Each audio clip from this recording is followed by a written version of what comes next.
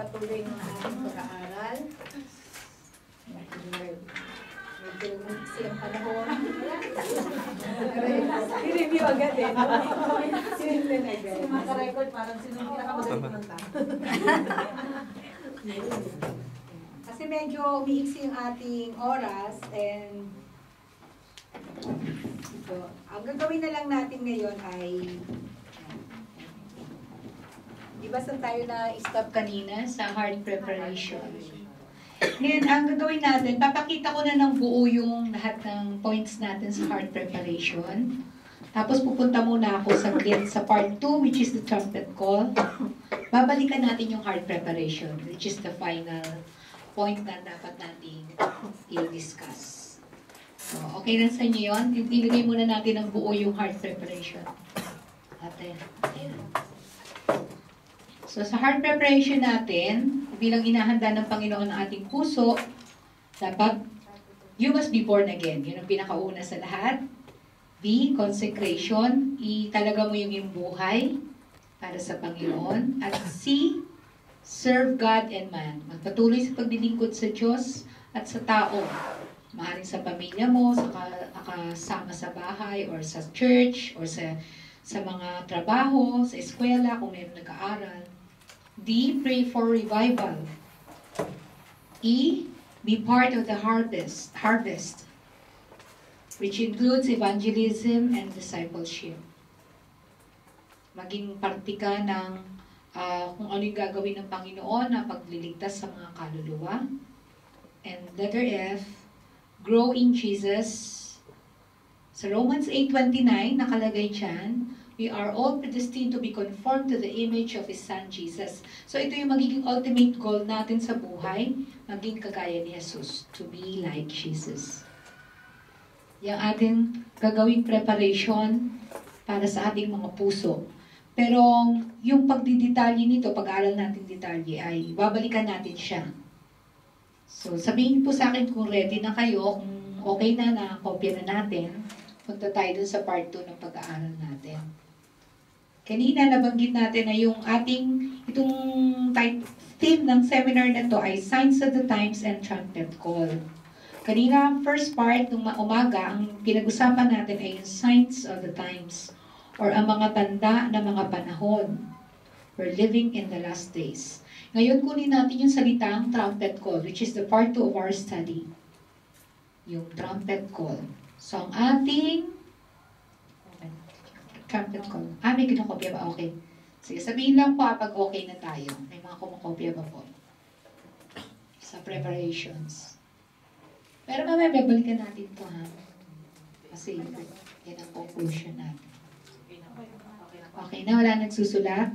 Okay, part 2. Trumpet call tayo. Sa trumpet call, tingnan natin sa Joel chapter 2, verses 1, 12 to 18. So, kung may mga Bible tayo, buksan natin ito sa Bible natin. At yung may pinakamalakas na boses, pakibasa. yung pinakamalakas na boses, ayan, para lahat nakakarinig. Joel chapter 2, verses 1. Tapos susunod na verse 12 to 18. Mayroon? Nabuksan po ba natin? Joel. Ayan, sige, Ate Amy. Ikaw na. Verse 1. Chapter 2, 2, verse 1. 1 lang po. 1 muna, tapos yung iba, 12 to 18 na. Yan lang po English. Sige, okay na. So, sa verse 1, blow the trumpet in Zion, sound the alarm on my holy hill, let all who live in the land tremble, for the day of the Lord is coming, it is close at hand. 12 to 18. Sa 18 po. 12 na. 12 po po. Hanggang 18. Diretso. Verse 12 to 18. Even now, declares the Lord, return to me with all your heart, with fasting and weeping and mourning. Rend your heart and not your garments. Return to the Lord your God, for He is gracious and compassionate, slow to anger and abounding in love. And He relents from sending calamity. Who knows, He may turn and have pity and leave behind a blessing. Grain offerings and drink offerings for the Lord your God. Blow the trumpet in Zion, declare a holy fast, call a sacred assembly, gather the people, consecrate the assembly, bring together the elders, gather the children, those nursing at the breast, let the bridegroom leave his room and the bride her chamber. Let the priest who minister before the Lord weep between the temple porch and the altar. Let them say, spare your people, O Lord. Do not make your inheritance an object of scorn, a byword among the nations. Why should they say among the peoples, where is their God? And 18 po last. Then the Lord will be jealous for his land and take pity on his people. Okay. That summarizes yung trumpet call message na meron tayo ngayon as we are living in the last days.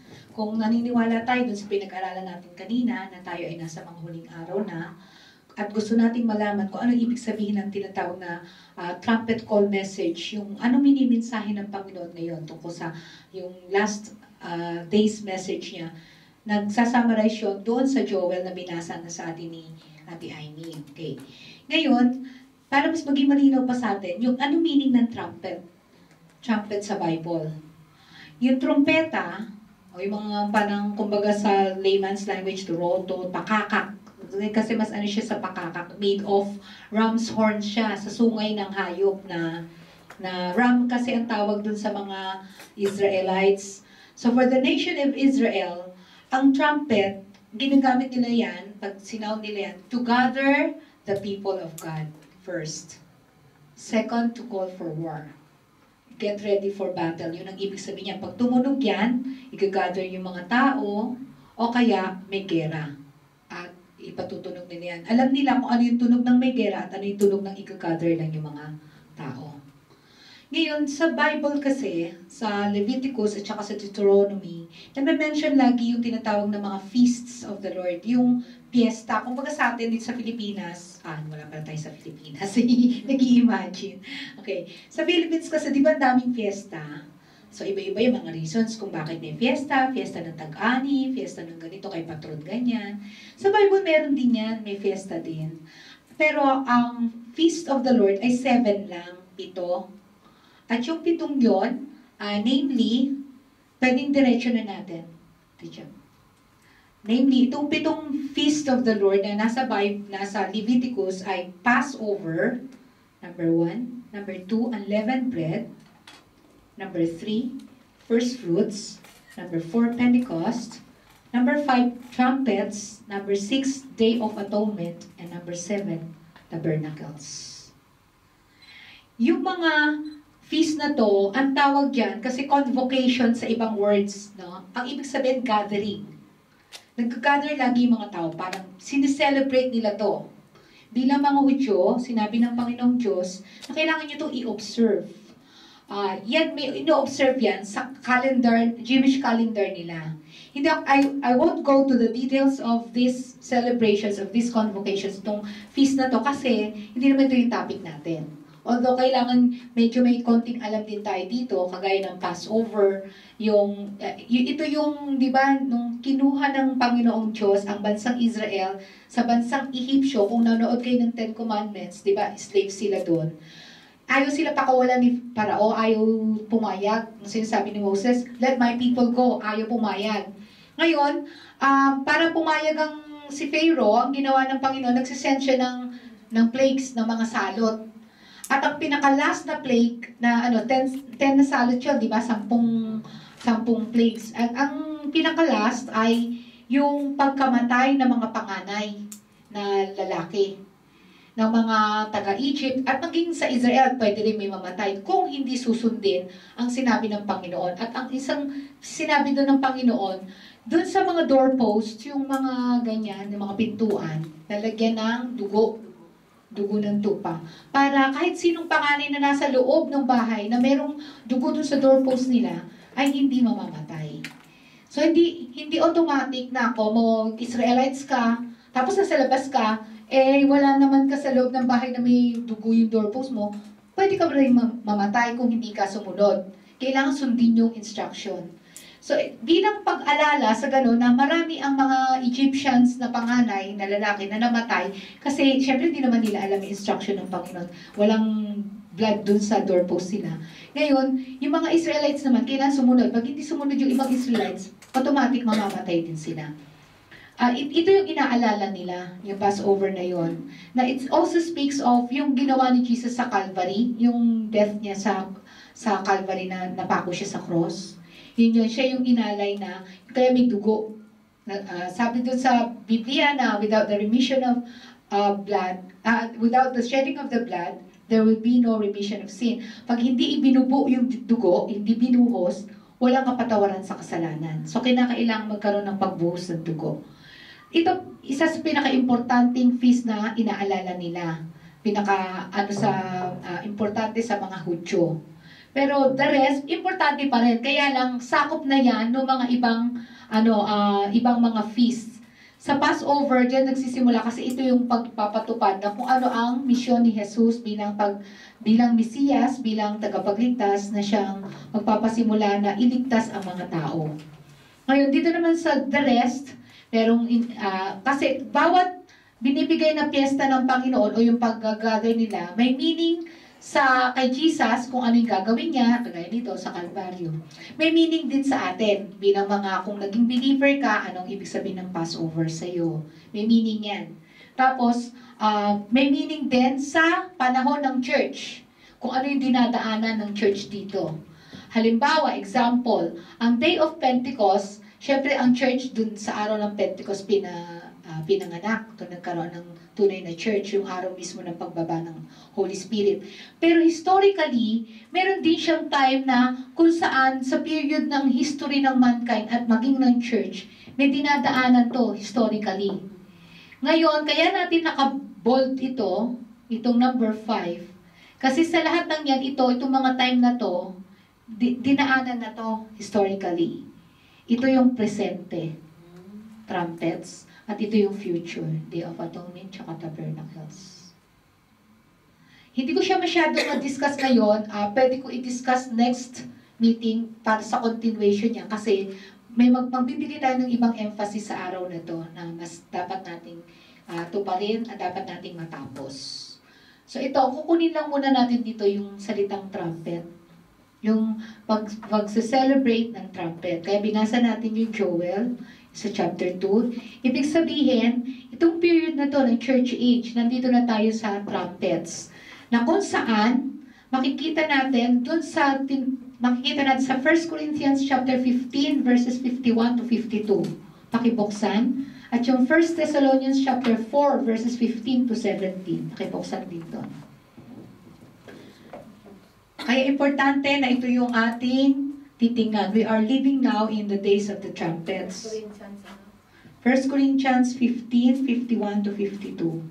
Tsaka 1 Thessalonians 4, 15 to 17.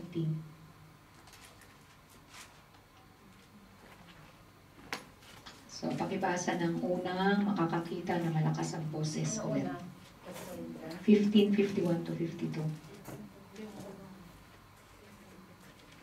Pakingganin niyo ang hiwagang ito, hindi mamamatay ang lahat, ngunit lahat tayo'y babaguhin sa isang sandali, sa isang kisak mata, kasabay ng huling tunog ng trompeta. Pagtunog ng trompeta, ang mga patay ay muling bubuhayin at di na mamamatay. Babaguhin tayong lahat. Okay, 1 Thessalonians 4. Nakita niyo yung word na huling tunog ng trompeta? Yan. So, kung may Bible niyo yan, underline niyo yun.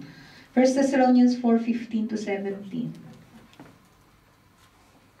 Thessalonica 4, 15 hanggang 17. Sige, sino unang makakita, pakibasa. 4, 15 to 17. 4:15 to 17. Ito ang aral ng Panginoon na sinasabi natin sa inyo. Pagparito ng Panginoon, tayong mga buhay ang hindi mauuna sa mga namatay na. Sa araw na iyon, kasabay ng malakas na utos ng tinig ng arkanghel at ng tunog ng trompeta ng Diyos. Bababa ang Panginoon mula sa langit. Bubuhayin muna ang mga namatay na nananalig kay Kristo.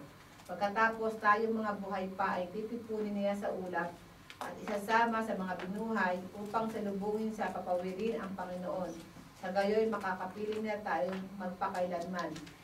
Yeah. Okay, thank you. Yung 1 Corinthians, binanggit yan, the last trump of God, yung huling tunog ng trumpeta.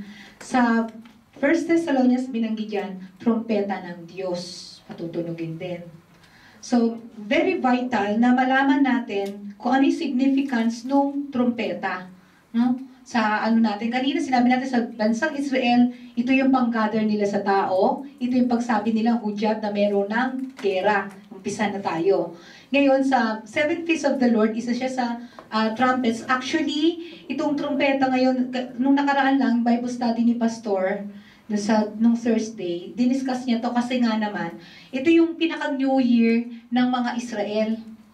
Kung ang New Year natin ay January, sila ngayon, itong nakaraan na September 25, pumatak doon. Kasi yung sa calendar nila, merong calendar na sinasabi na Rosh Hashanah, yung mga may mga pangalan silang ginagamit. So ito, pumatak ngayon sa September 25, no? September 25. So New Year siya. Ngayon, di ba pag New Year, gumagamit ng mga torotot, yung mga nagtutunugan, ganyan. So, tayo, parang, hindi ko alam kung ano yung, kasi yung, sabi nila, yung daw paputok, pampaalis ng, di ba? Oo. Ano naman yung torotot, pampaano yun? Di ba? Hindi ko alam, pampaingay. Pampasaya. Ayan. Pero, siguro naniniwala ako na, maaaring unconsciously, hindi lang alam ng iba, na sa bansang Israel, pag sinelebrate nila New Year, gumagamit sila ng trumpets. O, di ba? Tumama din. Okay? So, ngayon, ang natin, kaya natin binasa yung 1 Corinthians 15 tsaka 1 Thessalonians 4, kasi para malaman natin yung trumpeta na yan, na sineselebrate ng mga Hudyo yearly, in a year, sa-celebrate nila ng, kagaya September 25 this year.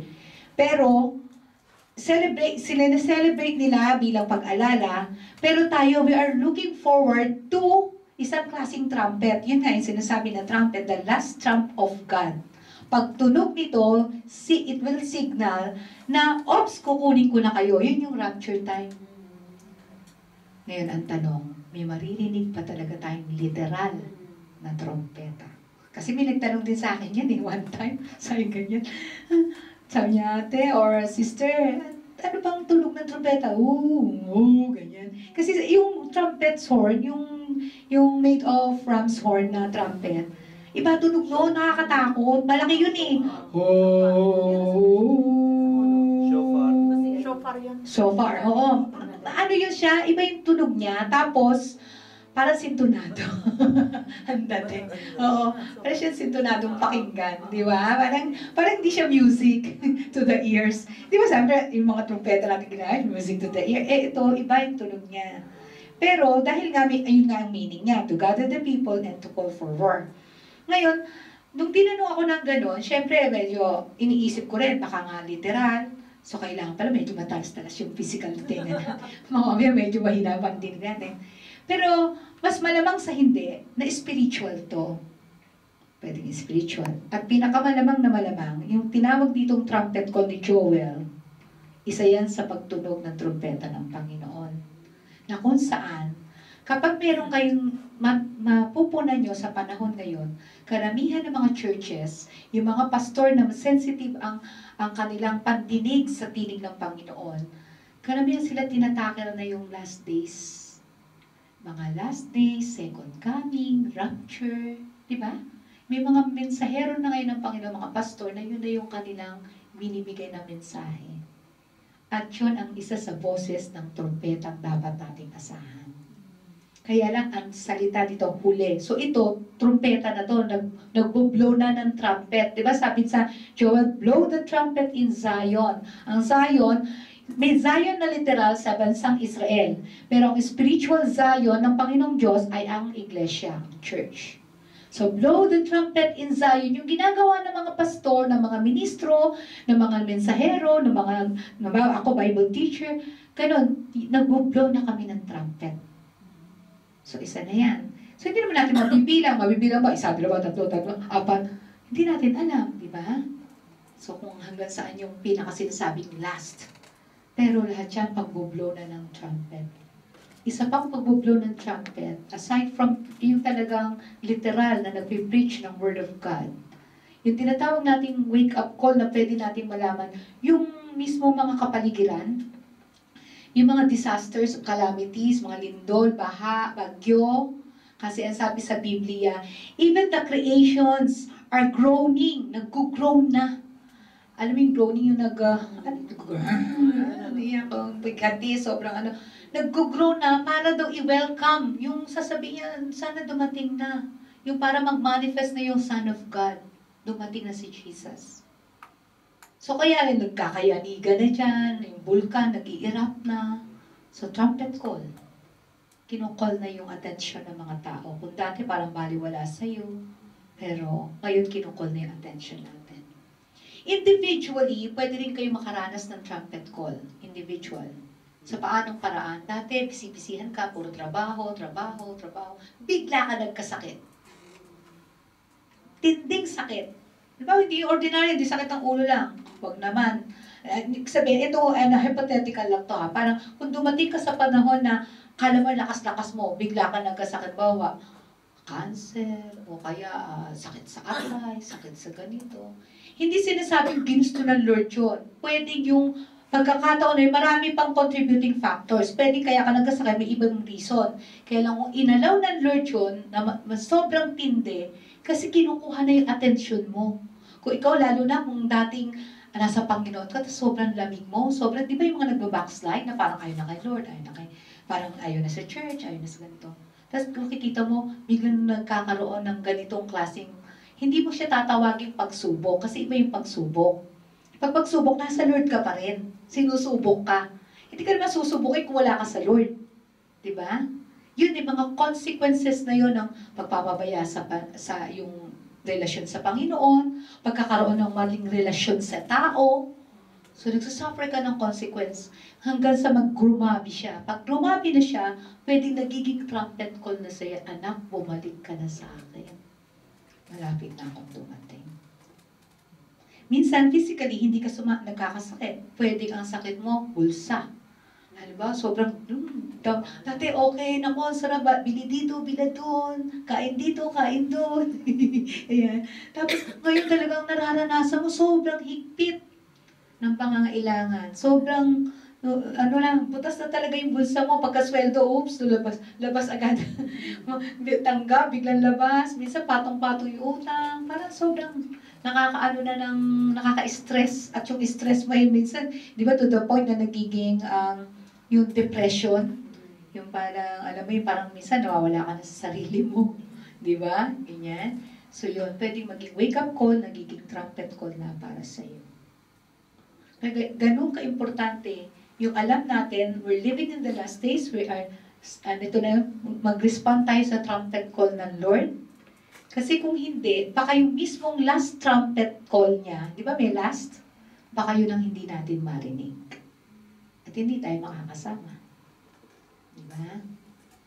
So itong mga bagay na to serves as a warning. It's a good thing na you have decided as kayo bilang nasa church, sa church na ina-attenan nyo, and even si Sister Ivy na kahit sa ibang church or si Charis na ako din, pag nagsama-sama tayo, we decided na ito yung pag-aralan natin. Kasi para naman tayo magiging aware na, Lord, gusto ko din maging ready, maging prepared. Kung dadating ka, alam ko na hindi ako mabibigla. Kahit walang nakakaalam kung kailan ang oras at araw. Oras at araw lang ang sinabi. Hindi sinabi yung mga malapit. Kumbaga malapit na, nararamdaman na yon. Sa 1 Thessalonians chapter 5, binanggit dyan na sabi doon, it's concerning the signs, pakitingnan nga ba, 1 Thessalonians chapter 5, verse 1. Verse 1. After 5,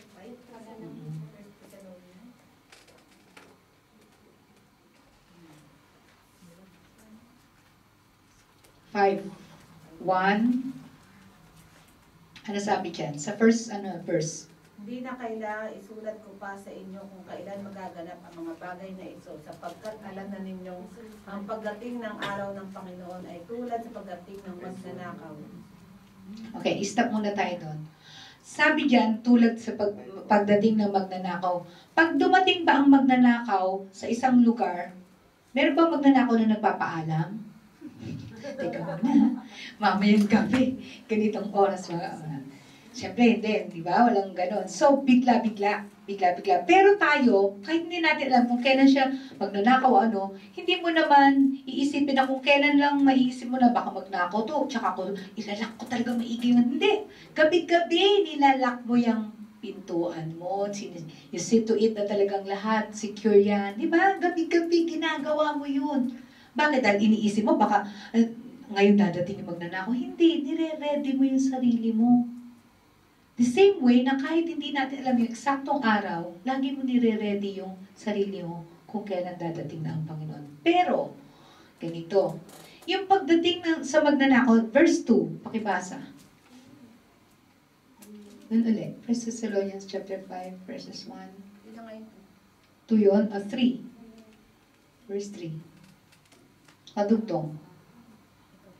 Kapag sinasabi ng mga tao, iwasay at panatag ang lahat, biglang darating ang kapahamakan. Hindi sila makakaiwas sapagkat ang pagdating nito ay tulad ng pagsumpong ng pagdaramdam ng babaeng manganganak.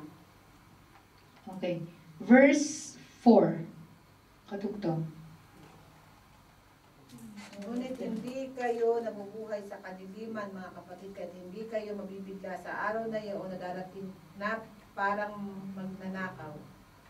Okay, itong difference. Yung sinasabing dadating si Lord na parang magnanakaw, although laging ginagamit to sa mga church na, parang magnanakaw si Jesus pagdating. Ikaw ba naman, pag ang nire-ready mo ang sarili mo sa pagdating na isang bagay na hindi welcome ba sa atin na magnanakaw? Siyempre hindi naman welcome sa akin bago naman Siyempre, iba yung klase ng paghahanda sa isang bagay na welcome at sa isang bagay na hindi welcome. Pag magnanakaw ang dadating, ayaw mong dumating. Pero naghahanda ka pa rin, baka sakaling dumating. Diba? Pero kung ikaw ay nasa Panginoon, hindi yung attitude na parang magnanakaw ang dating ng Panginoon sa'yo. Tingnan niyo yung nakalagay dyan. Hindi kayo kagaya ng iba na nasa kadiliman, kayo'y nasa liwanag. Ibig sabihin, anak kayo ng Diyos. Alam nyo na darating ang Panginoon, hindi kayo mabibigla. Ang kagaya lang sa atin ng pagdating nito ng Panginoon ay hindi sa magnanakaw, kundi sa pagdating ng babaeng manganganak. Pagka ba mayroong manganganak sa atin, ay, ayoko lalabas to. Ganun ba itong attitude natin? Siyempre hindi, di ba? Gusto natin, excited ka na lalabas yan, inire-ready mo lahat, pero hindi mo alam kung kailan talaga darating. Mas welcome sa atin yun, di ba? Mas welcome yung manganganak.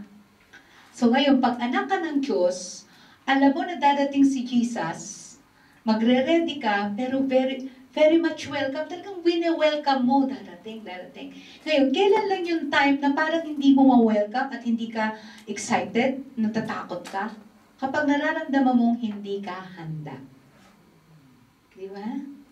So, parang ang attitude mo ngayon, pagka yung pinag-usapan ng darating si Jesus, parang yung darating ang magnanakaw. Hindi mo siya welcome. Pero kung ikaw ay handa, ano ka sa Lord, okay kayo ni Lord, okay ang relasyon nyo, ang pagdating ni Jesus sa'yo ay parang pagdating ng babaeng manganganak. Yung kapanganakan ng baby na nasa iyo. Yun ang excitement na nararamdaman mo. Kahit alam mo, di ba yung mga nanay dito, marami ng nanay. O, Cherisa, makinig ka. Kahit alam namin, di ba, na masakit, di ba? Masakit talaga, lalo na kung normal delivery. Ako, cesarean ako, kahit cesarean ako, nasaktan pa rin ako kasi may pain nung una bago ako na cesarean. Tapos, kung sobrang sakit yun at sobrang naiinis na, ayoko na ng ganyan, hindi na ako masusundan ng dalawa, ay may dalawa pa. yung una ko cesarean, pangalawa ko, pangatlo, cesarean pa rin lahat. Pero, andun pa rin yung joy. Yung kahit nasabihin mo, alam ko masakit naman. Lalo sino normal dito, delivery ang nila, pagkapanganak.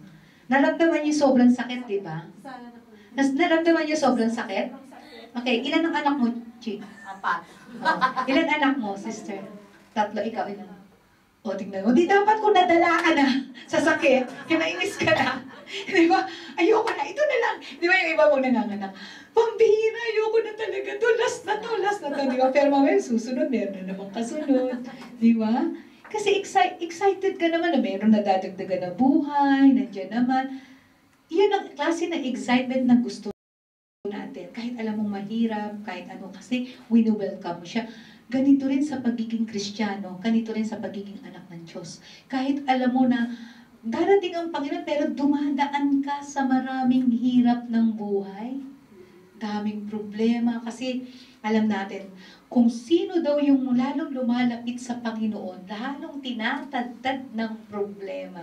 Dahil lalong binabatuhan ng dyablo ng problema. Amen po ba? Amen. Amen. Ang daming nag-amen at malakas ang amen. Kasi parang feel na feel natin di ba? Lumalapit ako kay Lord, pero parang ako laging hinihila. Gusto kong umaten ng gawain, nandiyan hindi ako pinayagan ng asawa, nagkasakit ang anak ko, wala akong pamasahe, sumakit ang kalingkingan ko. Kahit kalingkingan na, pero ang tanong, minsan, nagtetest din tayo dyan sa ganyang mga pangyayari, di ba? Pag trabaho ang nakasalalay, ba? Yung iba sa atin working, sino tatrabaho dito? Taas ang kamay, ayan. Naranasan nyo na ba na pumasok ng trabaho na merong nasakit sa inyo? Physically, masakit ang ulo, yung kaya nag-FBM ka. Kahit na sabihin mo bang may CR naman dun sa trabaho namin. Pero iba rin yung pakiramdam, di ba? Ang easy ka. Pero bakit kahit sobrang may masakit sa atin, o kaya sa eskwela, si Cheris, sobrang devoted student to nung talaga lister yan. Kaya, kahit na anong tindi na, papasok pa rin. Bakit ganun kalaki ang commitment natin sa trabaho? Kasi, wala na sweldo. Di ba? Sweldo, dahil sa sweldo. Kaya sa eskwela, kasi dahil sa grade. Yun ang commitment natin kaya kaya mo lakarin kahit na sakit-sakit na, sige lang. Tanong, naranasan niyo na rin po ba na a-attend kayo ng church na talagang langong-langaw na kayo, pero hindi mo hinayaan na kasi masakit ulo ko, hindi mo na ako a-attend. Talagang sinigihan mo, di ba? In Jesus' name, Lord, kahit masakit ako, a-attend ako ng gawain. Pag hindi nyo nararanasan yung ibig sabihin, may konting, baka hindi kayo ma-excite sa pagdating ng Panginoon kasi meron pang konting compromise na kaya mong gawin ng isang bagay sa ibang area ng buhay mo, kaya mo maghirap, magtiis, pero hindi mo kaya magtiis para sa Panginoon. Amen, aray. Amen, aray. Ayan. So, itong pagkakataon na ito na binibigay sa atin ng Lord, although, sabi nga natin, yung kagaya na sa babaeng manganganak, na exciting, may baby darating, pero alam mo, may pain. Habang pinabubuntis mo pa lang, may pain na. Di ba? Tapos pakanganak mo pa, yung mga labor pains, ang sakit na nun. Pero hindi pa rin maalis ang ngiti sa bibig ng mga nanay kapag alam nilang merong baby ilalabas. The same way sa Panginoon. Alam mo, darating si Jesus, kahit alam mo, aming tagtad ng problema rito, at minsan hindi lang problemang sa isip, sa physical, kahit yung, mga lindol, mga baha. Diba, pag nandiyan na, parang niisip mo nga kung ano ba yan, baka maapektuhan buhay natin, ari-arian natin. I'm sure nung nakaraan, yung 2011, hindi akalain ng Japan, na sa tibay ba naman ng mga dito, yung infrastructure dito, biglang bumigay, no? Nagbigayan lahat, na sasabihin ng iba, parang, ano bang klase ito? Kasi siyempre ang Japan, high-tech dito di ba? High-tech, pero walang high-tech sa Panginoon. Parang walang kinaibahan dun sa, yung pelikula ng malaking boat, yung Titanic, na sabi ko kasi pinagmalaki nila, na wala daw magpapalubog dun, ganyan, kasi sobrang sobrang matibay. Na yung pala, yung maliit na sa iceberg, na Oo, yung sumagi lang, nilubog sila. So, ang lahat ng ito, magpapakita sa atin na ang preparedness natin, ang pagkahanda natin sa pagdating sa Panginoon, dapat it will start now. At doon tayo titingin doon sa ating heart preparation. Dapat magsimula ang paghahanda ngayon.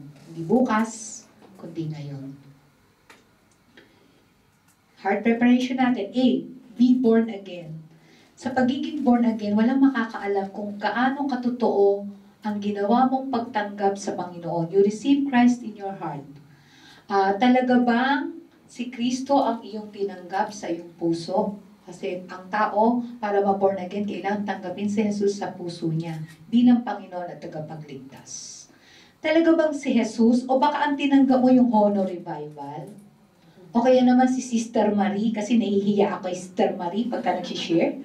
O kaya naman ang tinanggap mo kasi doon pwede akong mag-dance ministry. At saka yung mga kanta-kanta, mga tugtog-tugtog, ayan, pwede ako dyan. Tinanggap mo yung activity? O kaya naman tinanggap mo yung, may mga magulang, sabi kasi yung nanay ko, atin ako eh. Baka ganun yung pagtanggap. Ano ang tinanggap talaga natin sa buhay natin? Si Lord ba talaga? Na kahit saan kadali ni Lord, kasi meron mga tao naman ang tinanggap yung mga denomination nila. Halimbawa, ako, unida ako, matagal akong unida, ako yung nabuhay na unida, mamamatay na unida. Ganyan, yung parang nabuhay na Katoliko, mamamatay na Katoliko, mga ganun, di ba? Mga pangatwirang ganon. Kung yun ang tinanggap mo sa buhay mo, syempre may mga times na mapupunta ka sa ibang lugar. Tapos sa lugar na yun, kahit Christian church, pag wala yung Christian church na kinabibilangan mo, ayaw mo naman. Kasi hahanap ka na, hindi, gusto ko sa ganito, ito. Siguro yun ang tinanggap mo, hindi si Lord. Kaya hindi ka pwede maka-attend sa iba. Diba? Tanungin ang sarili kung sinong tinanggap. Para alam mo talaga na born again ka talaga. Na kay Lord ka. Okay. Number 2, consecration. Tingnan natin Titus 2:11-13. Tito. Sa ano yun yan? Tapos na Philemon. Hebrews, Titus. Tito 2:11-13. Pakibuksan at pakibasa.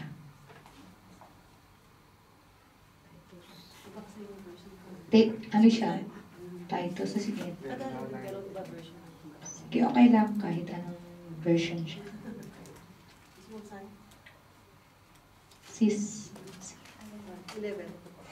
2:11-13. Sapagkat nagpakita ang biyaya ng Diyos na may dalang kaligtasan sa lahat ng mga tao. Hanggang 13 siya. 11, 12, 13. Sa atin upang pagtanggi natin sa kalikuan at sa mga kahalayan ng sanlibutan ay marapat mabuhay tayong may pagpipigil at matuwid at banal sa panahong kasalukuyan ng sanlibutan ito.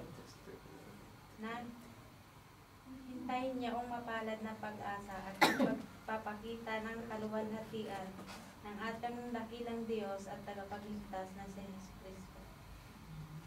Okay. Yung may binanggit yan tungkol sa pag-asa, yun yung tungkol sa second coming and blessed hope natin. Okay. Kung alam mo darating na si Lord, i-consecrate mo yung sarili mo. Yung salitang consecration, paging banal, o italaga mo yung sarili mo para sa Panginoon. Yun yun. Dugtong nyo yung 1 John chapter, yung 1 John, hindi yung John yun ha, yung nasa dulo yun, 1 John. Chapter 2, verse, love not the world, chapter 2, verses, 15 yan ha. Pakatingnan na, 15 tama. Love not the world, ayan. Pakibasa nga, chat. Love not the world. Do not love the world or anything in the world. If anyone loves the world, love for the Father is not in them. Diretso, hanggang 16. For everything in the world, the lust of the flesh, the lust of the eyes, and the pride of life comes not from the Father but from the world. Tapos yung kadugtong pa niya. The world, Sama niyo to ha. the world and its desires pass away, but whoever does the will of God lives forever. 2:15 hanggang 17. Okay. Importante ito, hindi ko lang naidagdag kasi dito nakapaloob yung ating paglalabanan ng ating heart ang pinag-uusapan natin, di ba? Pagkatungkol sa heart, may kinalaman sa love. Ngayon, ano ang nilalove mo ngayon? Anong iniibig mo ngayon? Anong nilalagyan mo ng prioridad sa buhay mo ngayon? So, ang sabi dyan sa 1 John 2, chapter 15, hanggang sa mga sumusunod, huwag mong mahalin ang mundong ito, itong sanlibutan ito. Kasi lahat ng bagay dito temporary lang. Lahat lilipas. Ano ba ang kasama sa mundo? Yung dito sa buhay na to, anong kasama rito na temporary lang? Yung mga material, bahay, yung gamit mo sa bahay, yung mga trabaho mo. Kasama ba ang pamilya? Kasama po. Kasama. Alam niyo malungkot, minsan may mga tao, yung meron kaming gantong discussion, group discussion, na tinanong ko kung, kasi may tungkol dun sa, halimbawa, yung mga pagpapahalaga sa bagay. Minsan may isang worker din doon, nagbanggit na, mawala ng lahat, wag lang pamilya ko. Ganun yung salita niya. So, wag lang, kasi talagang importante ang pamilya, mawala ng lahat, basta wag lang pamilya. So, syempre, yung iba parang okay lang. Pero nakakalungkot kasi ang tinatopic dito yung tungkol sa mga sa panahon, parang talagang hindi niya kayang i-give up yung family niya. Which is very natural, very normal, pero hindi yun ang kalooban ng Panginoon. Hindi dahil sa ayaw ng Lord ang pamilya, kundi dahil alam natin na dapat una ang Lord bago yung mga ibang bagay, kasama ang pamilya ron. At hindi pwedeng ipantay. Kasi sa kanya, parang pinipili niya kailangan pantay. Dahil naintindihan naman daw ng Diyos yun. Ganun yung mga words na sinabi. Di ba alam naman ni Lord na kaya nga niya binigay ang family. Siyempre, si Lord, pero dapat pamilya din. Kaya ayoko yung bagay na yun, hindi ko maikikeep up. So, malungkot, di ba? Pero sa totoo lang, mahirap bitawan na kaya mong i-give up ang family mo. Mahirap yun.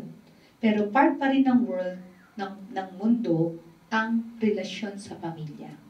Kaya nga may verses sa Bible na kung gusto mo maging tagasunod ni Kristo, kailangan matuto ka na minsan, you have to deny yourself, you have to deny yung mga sa family, yung mga nagmamahal ng sa asawa, sa anak ng higit kesa sa Panginoon, hindi ka dapat na lingkod o tagapagsunod ng Panginoon. Madali lang siyang pakinggan, pero mahirap siyang gawin.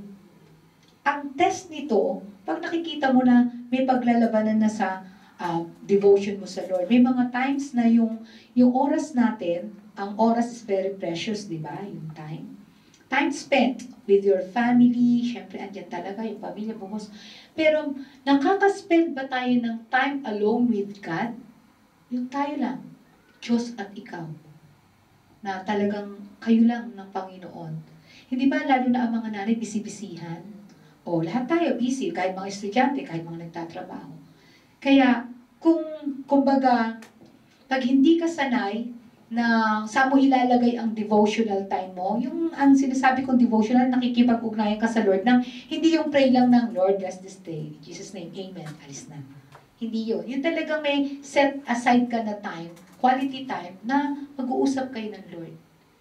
Hindi naman kailangang oras na talaga malaking oras. May time talaga na medyo mas malaki kaysa dun sa segundo o sa minuto. Kaya lang minsan ang hirap mong ihanap. Sa umaga, nagmamadali na para ipiprepara na yung mga gamit ng mga bata, ng asawa.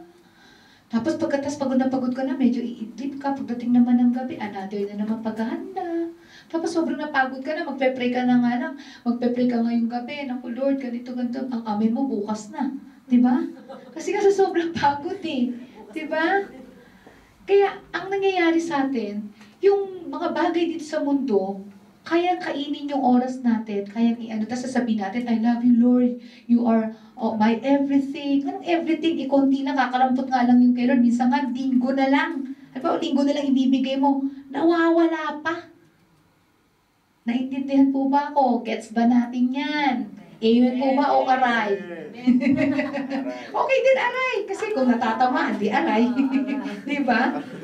So, kaya natin to sinasabi. Ngayon pala, isettle na natin to. Lord, tinamaan ako. Tama nga ah. Sobrang bisibisihan ako sa bahay. Wala na akong kay Lord. Kahit ako bilang nagtuturo, may mga times na sobrang bisibisihan ako. Magtuturo ako. Kaya ganyan. Kasi sa bahay namin, talagang sobrang busy rin. Wala na kaming kasama sa bahay. Alam niyo, naturuan ako ng Panginoon, tuturo ko sa inyong team. Galing. Tinuruan ako ng Lord at gusto ko sana matutunan niyo din to. Then minsan, kahit nung dalaga ako, kaya kong kumuha ng malaking oras ng pakikipag-ugnayan, devotion. Yung iba tawag yan, devotion, quiet time. Kung anong gusto niyo tawag, ayan, pwede yan. So, yung time na yung pagdalaga, kayang-kaya, kahit ilang oras yan, kasi wala masyadong ano. Eh, nung meron na akong, may pamilya na, syempre, unahin mo yung mga ano. And kailangan, kung bago gumising mga bata, inuunahan ko ng gising. O, di, syempre, unahan ko ng gising, doon ko umpisahan. Eh, may mga times na tinatamaan. Minsan, sobrang pagod, hindi mo na magawa. Ay, gagawin ko naman sa gabi, pag tulog na ang lahat, minsan nga, nakakaantok, nakakapagod na. Parang lahat yun, tinry yun, ha? Lahat ginawa ko yung magising ng maaga pa sa lahat. Tinry ko rin yung sa gabi, ganyan. Okay, tumagal ng ilang panahon, pero may mga times na talagang tinetest ka, talagang hindi mo na naman nagagawa. Eh, hindi ako sanay ng gano'n. Mauubos ang hininga ko noon, ang spiritual na hininga ko, pag hindi ako nagkaroon ng talagang devotion sa Lord na talagang time dalawa lang ang ginawa ko. Isiningit ko siya sa may mga ginagawa ko. Hindi ko kasi siya makuha ng gano'n. Lahat, kahit anong ginagawa mo, naglalaba ako, may mga times, bigla na lang sa Lord ng Lord, kakausapin ko, mapupuspos na ako habang naglalaba, naghuhugas, tulo ang luha ko, Lord, in Jesus' name. Tapos kakanta. Tapos ang Lord magre-reveal ng mga kung anong gusto niya sabihin. Habang may ginagawa, pinagbigyan ako ni Lord na kahit na, Lord, kasi ganito, may sinasabi ako. Minsan parang sabi nga nun, dati ng mga kaibigan ng anak ko, kasi minsan naglalakad ako, pupunta sa kabalengke, nagsasalita ako, sabi ng mga, sino kinakausap ng nanay mo? May kinakausap. Minsan naman, kung ayaw niya mahalata, secret lang, tahimik lang ganyan. Oo. Talagang medyo nakuha ko yun. Parang naging, kumbaga, alam niyo, First Thessalonians chapter 5, nakalagay, pray without ceasing. Narinig niyo na yung salitang yun? Paano mo naman gagawin nyo kung, halimbawa, may mga ibang trabaho ka nang ginagawa? Ang ibig sabihin ng pray without ceasing, walang patid talaga. Ano lang ang bagay na pwede mong gawin ng walang patid? Pag pinatid mo to, dedo ka na. Patay ka na. Ano yon? Ano yung talagang dapat lagi-lagi? Without ceasing. You breathe without ceasing, di ba? Huminga ka. So, kung gagawin mo na ang panalangin, parang kagaya ng paghinga, na walang patid, talagang magiging in tune ka lagi kay Lord. Ngayon, ibig mo sabihin nito, excuse na, pwede nang kahit ano na lang ginagawa, talagang kikipag-usap ka kay Lord, okay na yun, wala ka ng quality time. Kasi ibig sabihin ng, yung time na talagang quality yun. Ito naman, pray without ceasing. ka. Alam niyo, nung ginawa ko yung ganung bagay na praying without ceasing, dumating ang time na naibalik ko uli yung dati. Pwede na akong gumising ng mas maaga, tas tinulungan na ako ng Lord na kesa sa wala akong ginawa, kesa sa pinabayaan ko na lang, na sige na, kasi naintindihan naman ni Lord, bisibisihan ako sa umaga, napagod na ako sa gabi. Ngayon, nakita ng Lord talagang pinagsumikapan, Lord, hindi ko kaya itong ganito. Pinagbigyan niya muna ako dun sa ganun, sa talagang maya, parang nandyan lang siya lagi. Aware ka talaga na lagi mo siyang kausap. Ngayon, kaya ko binanggit tong bagay na to para makita natin na sa panahon natin, pag hindi ganong katindi yung komunikasyon natin sa Diyos, madali rin tayo mawawala. Kita niyo sa signs, diba? Sa mga huling araw, maraming manlalamig, tatalikod sa pananampalataya. Pag naubusan ka ng oras sa Panginoon, nabisibisihan ka na sa lahat, lalo kahit ministry, kahit mga pastor, pwede mangyari yun. Busy sa paggawa ng sermon. O diba? Busy sa ministry, busy sa church. Mawawala ka na ng talagang personal na relasyon sa Panginoon. May tendency manlamig, may tendency hindi ka maging ready sa pagdating ng Panginoon. Okay. Ngayon, yung serve God and man. Sa mga huling araw, di ba sabi, be prepared. May mga ibang relihiyon o ibang organisasyon na ang pag-prepare nila sa mga tao nila, ibenta nyo ng lahat yung gamit nyo, malapit nang dumating si Lord. Huwag na kayo mag-aral, huwag na kayo magtrabaho. Dito na tayo, doon tayo, alam niyo ba yung bundok ganyan? Diyan tayo pupunta sa bundok na yan, ha? Magkikita-kita tayo dyan, ha? Dito tayo tatago, ha? Oh. Ito, ang sinasabi sa atin, continually, dapat tuloy-tuloy, maglingkod ka sa Diyos, maglingkod ka rin sa tao. Huwag mo pabayaan ang pamilya mo, huwag mo pabayaan yung trabaho mo, tuloy-tuloy lang, gawin lang. Sabi nga ni Jesus, occupy till I come. Ibig sabihin, maggawa ka, magtrabaho ka, ayusin mo, you get busy. But, ito yung but na malaking but. Kailangan, alam mo ang iyong prioridad. At anong prioridad? Ano sabi ng Bible? Seek first the kingdom of God and His righteousness. Putting God first. Una, Diyos, bago yung ibang bagay. Hindi mo, magtatrabaho ka, mag-aaral ka, pupunta ka sa ganito, mamamasyal ka, kakain ka, okay lang lahat yan. Basta uunahin mo lang si Lord. Para pagkain mo, biro mo, sabi sa Bible, kahit kumakain, kahit umiinom, do it to the glory of God. Pwede pala yun eh. Diba? Pwede pala yung ganun eh. Kahit mag-video okay kayo, do it to the glory of God. Lord, para sa ito, ha? Para sa nakakata.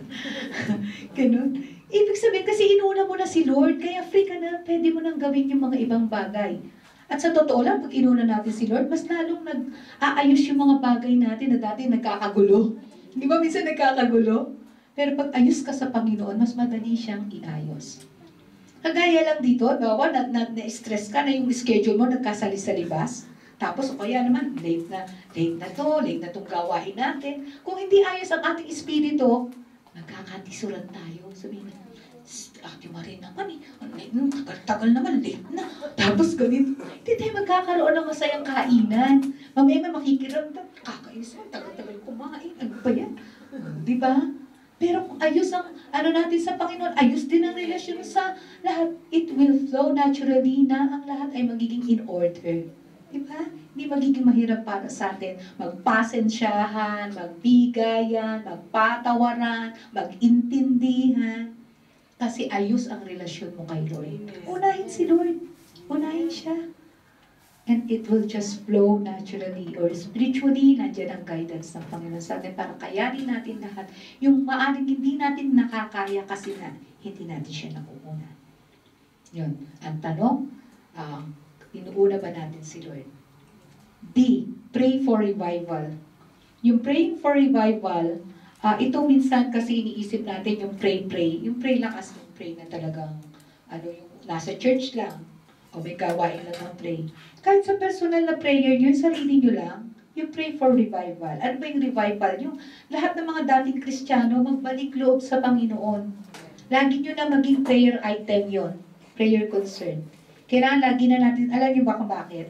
Kasi living in the last days, marami nga yung manlalamig. Siyempre, kinukuha ni yung diablo yung atensyon nila. Kunin naman natin. Kunin natin, hilahin natin sila sa pamamagitan ng praying for revival. Lord, revive them, Lord. Hinihila mo sila. Kasi hinihila din sila ng diablo eh. Maghilahan tayo ngayon. Paunahan ng hina. Ayan. Huwag natin sila itulak sa diablo. Sige, diyan ka na ka. Kasi ay, matigas ang ulo mo eh. Hindi, hilahin pa rin natin sila. Pray for revival. E, be part of the harvest. Evangelism and discipleship. Sa last days kasi, mas marami ang maliligtas. Mas marami yung, alam niyo, mass evangelism. Makikita nyo ang mga tao, hinog na ang puso. Marami ng tao, kaya nga pagkakunari, nagkaroon ng lindol, mas marami yung mga nag-share ng gospel. Diba? Tinitake advantage nila, mga tao nag-iisip, na yayanig, nag-iisip na sila na, anong mangyayari sa mundo, anong gagawin natin, nasa na security natin, nasa na home natin.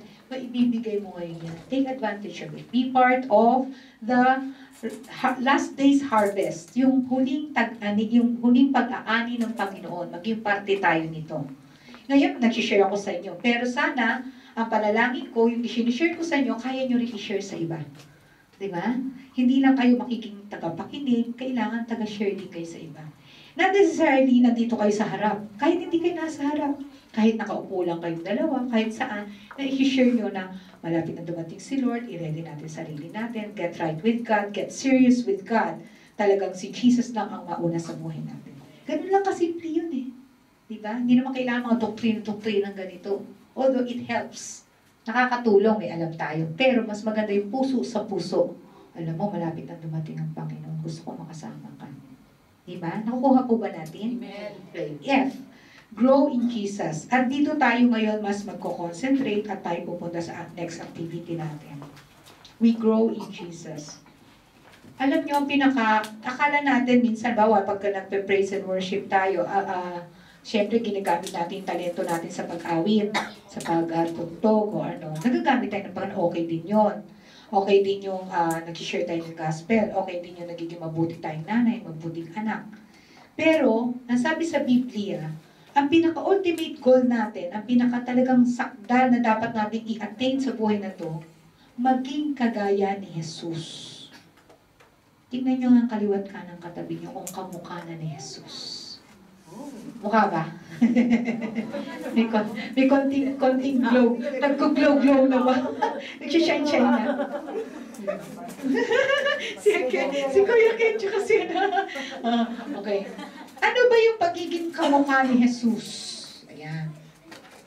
Pag sinabing kamukha ni Jesus, although wala naman talagang picture si Jesus, pero na-imagine na lang ng tao. Yun ba yung medyo laging ganyan? Kahit nagagalit ka.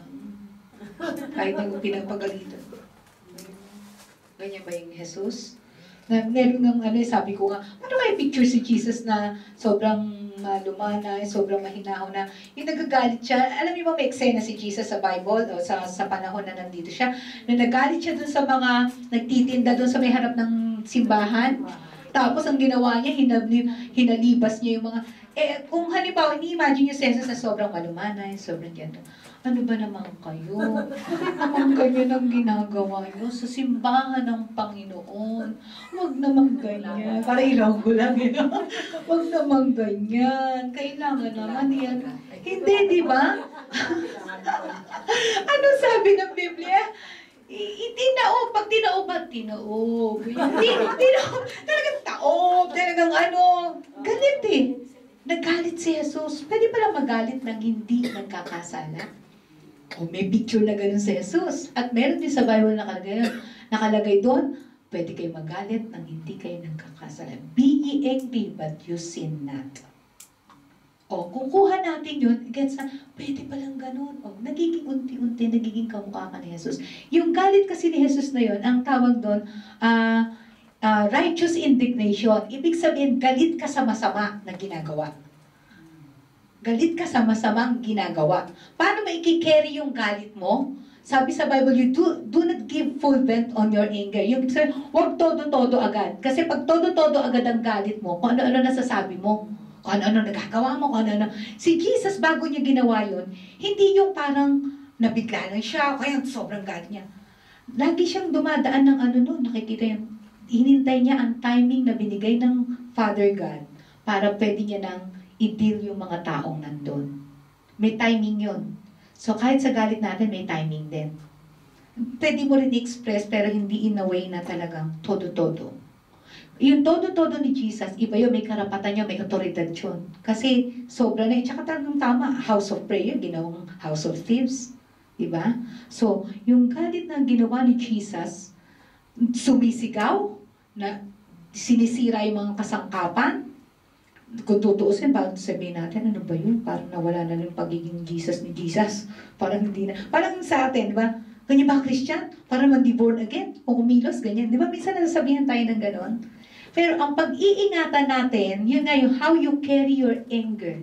Paano mo ito nilalabas? At ano ang reason behind? Kasi ang unang number 1 kay Jesus, kaya tinawag na righteous indignation, ang reason behind ng pagkagalit niya, binaboy ang templo ng Panginoon.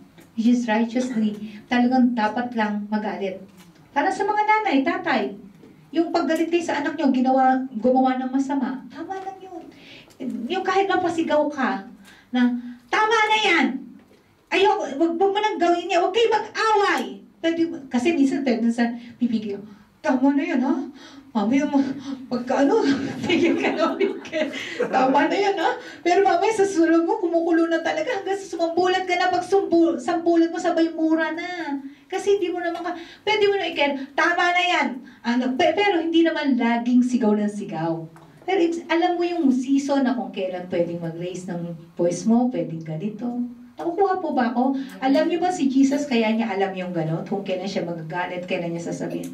Ang sabi niya, wala akong ginagawa na hindi ko naririnig sa Ama.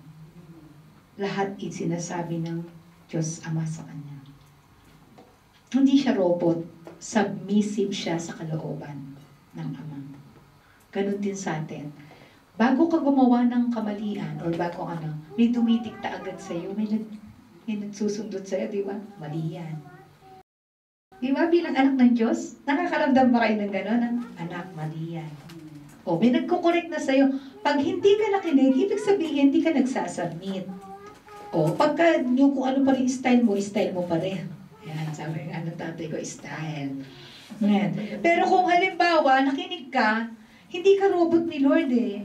Nagsasubmit ka sa kanyang kalooban. Hindi ka robot. Kasi baka sabihin natin, dinidiktahan na lang ni Lord, kahit ano na lang sa ano. Hindi. Kaya nga, magiging kagaya ka ni Jesus kapag alam mo kung paano mag-submit sa kalooban, sa salita ng Diyos, kung paano ba tinrain ng Diyos Ama si Jesus, tinrain siya. Ganun din tayo magpapatrain sa Panginoon.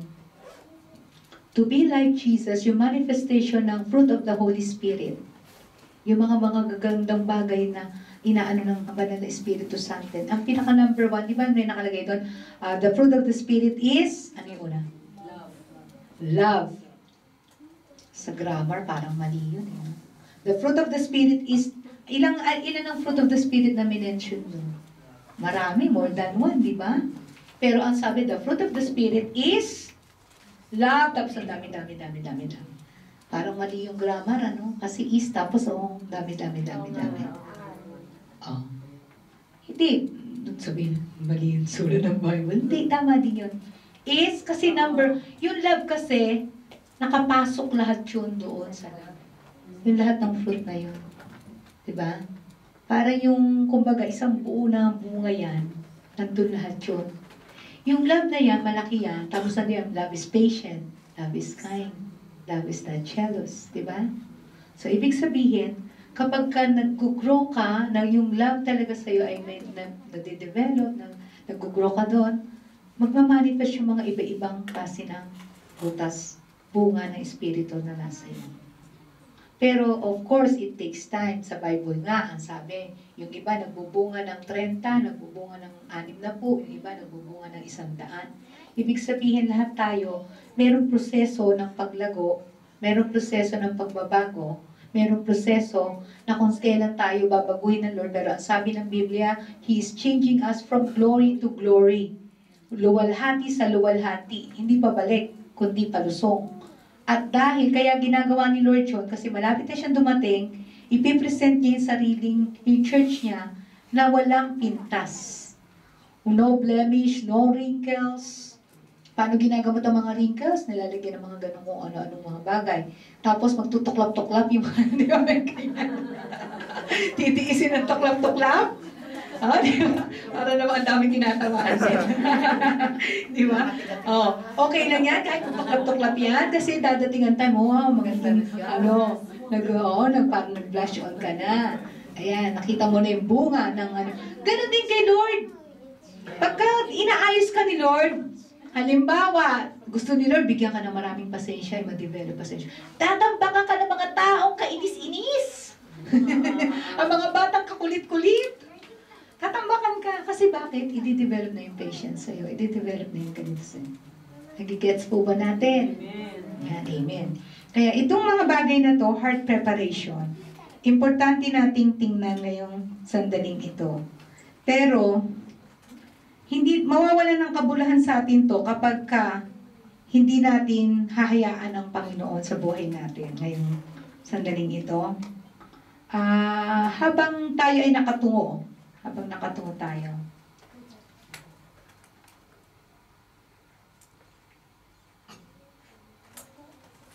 Pikit natin yung ating mata sa Panginoon.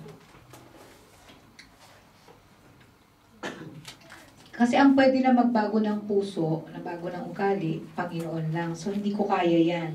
Kahit sinabi ko na sa inyo yung pwedeng dapat malaman natin, pwedeng dapat nating na gagawin.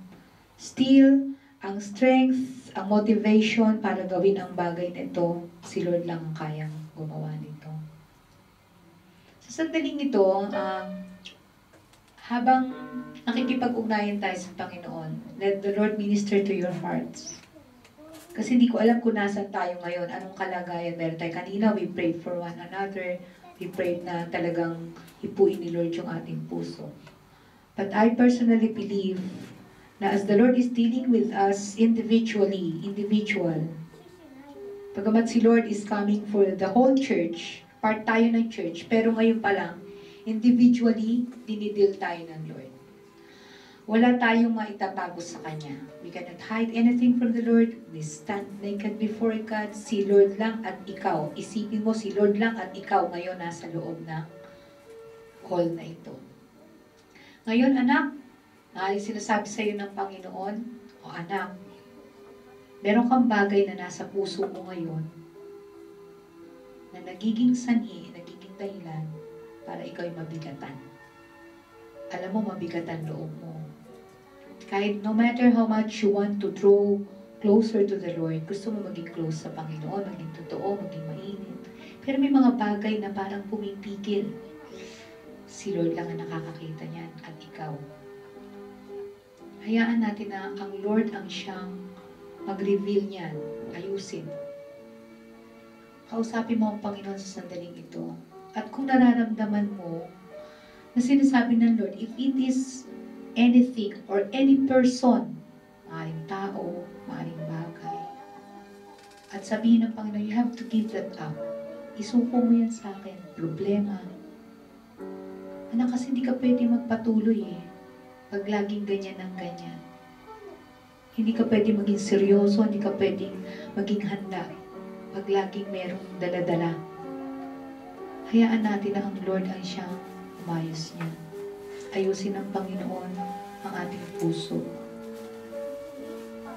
Sa puso tayo magsisimula, hindi yung outward, hindi yung external conformities, hindi yung mga kung ano lang yung pwede nakakalugod sa ibang tao or sa gawain, kundi sa Panginoon. Kasakarapasan de diaste de kiaste, oroko sintiaste de yasta vasto kararanyande. Lord, we do not know what to pray for, but your Holy Spirit will help us in our infirmities, Lord. Hindi ko po alam, Panginoon, kung ano ang dapat na ipanalangin sa iyong mga anak na nandito ngayon. Ikaw lang, Diyos, ang nakakaalam ng lahat ng bagay. Tagpuin mo ang kanilang pangangailangan. Kosekian dereyasta da kondoreyasta da ikik kaya okotoro basanda reyasta da basanda ikara masanda reyasta da yoto kondiyasta kiniki kondam. Panginoong Diyos, Ikaw ang Diyos na nakakaalam ng lahat. Meron ba dito may karamdaman na hindi nila malaman kung saan nanggagaling? Kasakariyo sukufas ikikakaya. Ikaw lang ang dakilang manggagamot, Panginoon. Ikaw ang magpapagaling nito. Hipuin mo po ang aming lupang pangangatawan. Kisakarash todorogondorosh tere shikikakaya. Panginoon, kung sino man ang merong karamdaman maging sa aming pananalapi, financially, Lord, merong problema sa financial. Ikaw po ang nakakalam. Only you can meet our needs financially, Lord God. Ikarasoto ko fasikindere estere ikikakapastoto ko no fasandere yastodoyan endere yastoro. Sa mga broken relationship, Panginoon, mga maling nakikipag-ugnayan sa mga mahal sa buhay, mga kapatid na hindi namin makasundo sa loob ng bahay. If there's anybody here na alam mo na meron kang nakakasamaan ng loob, nakakagalitan, maamin sa bahay ninyo, sa church, sa trabaho, and the Lord wants you to forgive them. Kahit masakit, kahit anong ginagawa sa iyo, masakit ba ang ginagawa sa iyo? Kung pinatawad ka ng Panginoon, matutumo rin silang patawarin. Kaya mo yung gawin, kapatid, sa pangalan ni Jesus. Release your forgiveness dun sa mga taong nananakit sa iyo. You just pray for them. You just release forgiveness to them and bring your hurts to the Lord. Kung nasasaktan ka, nararamdaman mo nasasaktan ka, sinasaktan ka ng ibang tao, ibigay mo sa Panginoon yan. Hayaan mo si Lord ang siyang magpagaling ng sakit na nararamdaman mo ngayon. Pinagbibintangan ka, sinasabihan ka ng kung ano-ano, kinakawawa ka, o sinasabihan ka sa talikuran. O minsan ang asawa mo na hindi mo makasundo. Minsan nakakapagod ang pagiging nanay, pagiging asawa. Bring that hurts to the Lord. Bring that hurts to the Lord. Kuramasikindriyastadu kondururu kondururabashtai. Idararayandariandastadu bakatakaste karamasa. As I pray in the Spirit, O God, reach out to these people, Lord. Reach out to your people, God. Come on, church, you just worship the Lord. You just commune with the Lord. Kausapin niyo si Lord. Si Lord hindi ang katabi, hindi ang sino paman. Huwag mong hayaan, huwag mong sayangin ang oras na ito. It's between you and the Lord. Ano man ang pinag-give up ng Panginoon sa iyo, ano man ang hinihingi niya, ipagtiwala mo sa Kanya, ipagtiwala mo sa Panginoon. Walang sino mang makakatulong sa iyo kundi ang Panginoong Diyos lamang. Kasakarafostodo kondareste, ikararakondarayandere. Kahit ako hindi ko alam ang mga problema niyan, hindi ko alam kung ano yung presente na problema o sitwasyon mo. Diyos lang ang may alam, pero Diyos din ang tatagpo sa iyo. Huwag mong magtigas ang iyong kalooban. Isuko mo sa Panginoon ano mang yung nararamdaman. Kindereshtodo kodashestideyata. Sandararayandere kakatostorowas.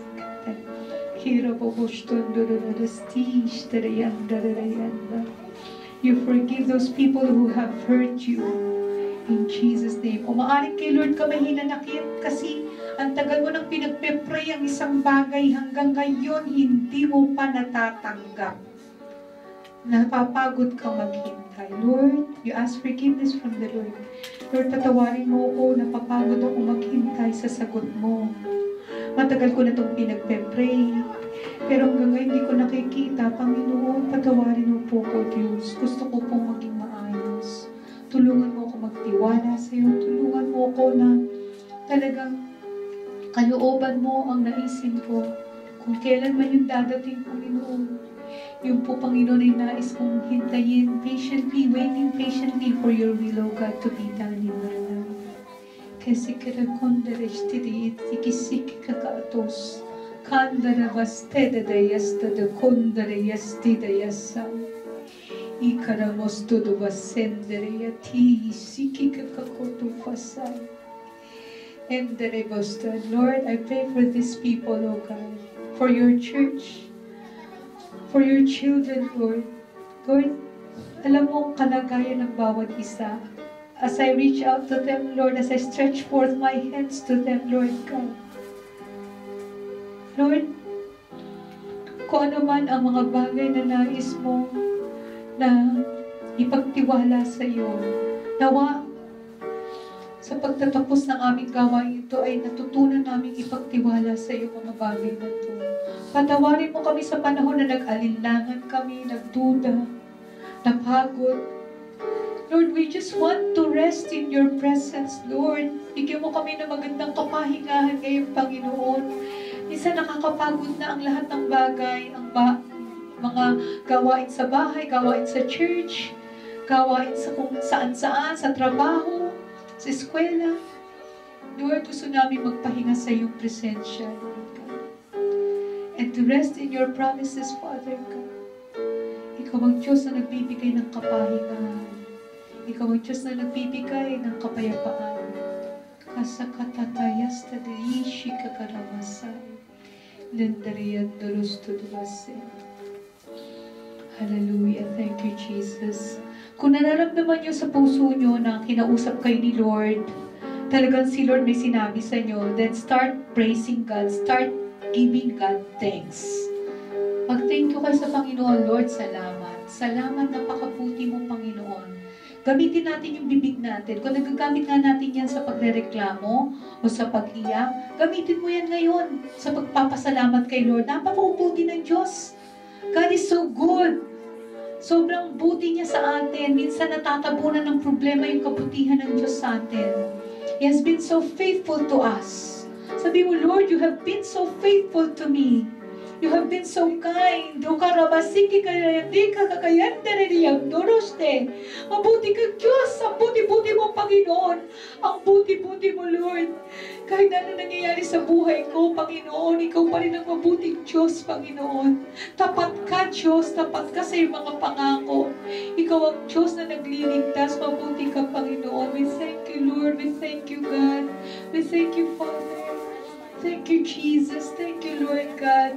And start loving God. Start giving thanks to the Lord. Start loving Jesus. Minsan, ang naiisip lang natin, yung mga kapatiran, masaya. Ngayon, masaya ka, kapiling mo si Lord. Masaya ka, niyayakap ka ng Panginoon. Masaya ka, hinahawakan ng Lord ang kamay mo. Masaya ka dahil hinihipo ng Panginoon ang puso mo. Masaya ka dahil kung ano yung pinangako niya sa'yo, gagawin niya sa takdang panahon. Kung matuto ka lang maghintay sa pangako ng Panginoon, gagawin niya yan in Jesus' name. Gagawin niya yan. Dahil tapat ang Diyos na nangako sa'yo. Thank you, Jesus. Thank you, Lord. As we remain in the presence of God this afternoon, habang ang bawat isa ay nakapikit, patuloy nang makipag-ugnayan sa Panginoon. Thank you, Jesus. Thank you, Lord.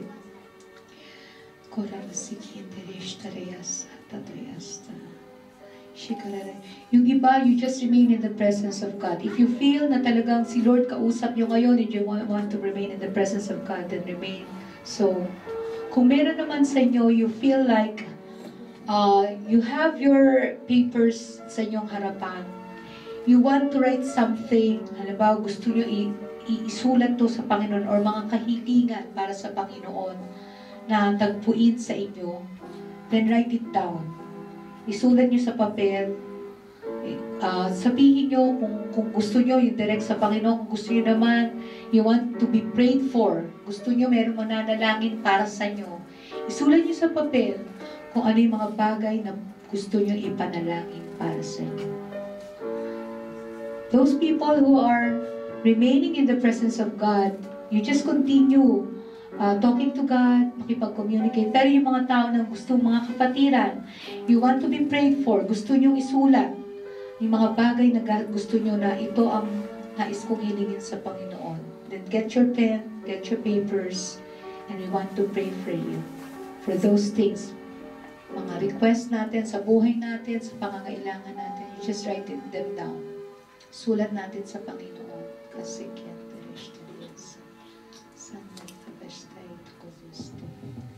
thank you, Jesus. Thank you, Lord.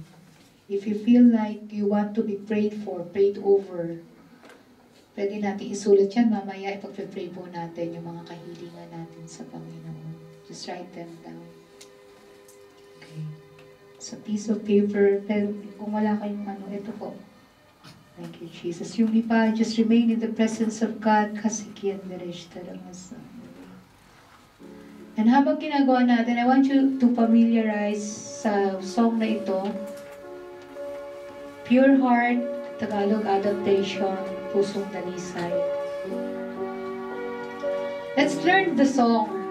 Awitin natin to para kay Lord. It's a prayer song na Pusong Dalisay ang nais natin, Panginoon, na magkaroon tayo. Hindi divided heart. Hindi yung heart na punong-puno ng ibang bagay, puno ng presensya ng Panginoon. Thank you, Jesus. Thank you, Lord. Thank you, Jesus. Sundalisay ang aking nais, nalikayin mo, Diyos, para sa akin. Pusong ang aking nais, nalikayin mo, Diyos, para sa akin. Isang pusong tapat na sa'yo'y nagmamahal, isang pusong sa'yo'y walang alinlangan, isang pusong tinitibok, ika'y parangalan, handog ko'y pagpupuri, sa'yo lamang, Jesus.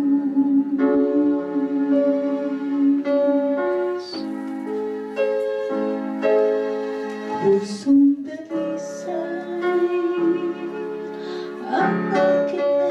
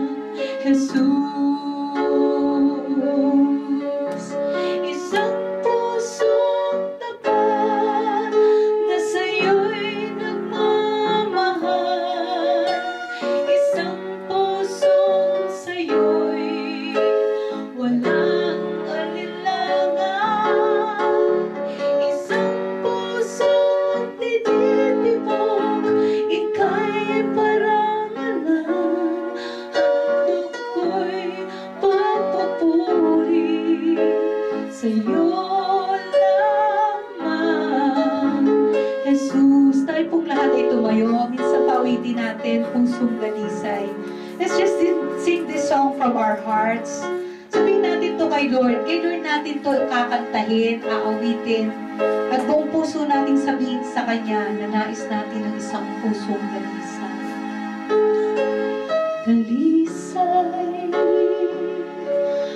ang aking nais. Dalikain mo, Diyos, para sa akin. Pusong dalisay ang aking nais. Dalikain mo, Diyos, para sa akin. Isang pusong tapat na sa'yo'y nagmamahal. Isang pusong sa'yo'y walang alinlangan. Isang pusong tinitibok, ika'y parangalan. Handog ko'y pagpupuri sa'yo lamang, Jesus. Isang pusong tapat, isang pusong tapat na sa'yo'y nagmamahal. Isang pusong sa'yo'y walang alinlangan. Isang pusong tinitibok, ika'y parangalan. Handog ko'y pagpupuri sa'yo lamang, Jesus. Minsan pa, for the last time, isang pusong tapat. Isang pusong tapat na sa'yo'y nagmamahal. Isang pusong sa'yo'y walang alinlangan. Isang pusong tinitibok, ika'y parangalan. Handog ko'y pagpupuri sa'yo lamang, Jesus. Handog ko'y pagpupuri sa'yo lamang, Jesus. Handog ko'y pagpupuri sa'yo lamang, Jesus.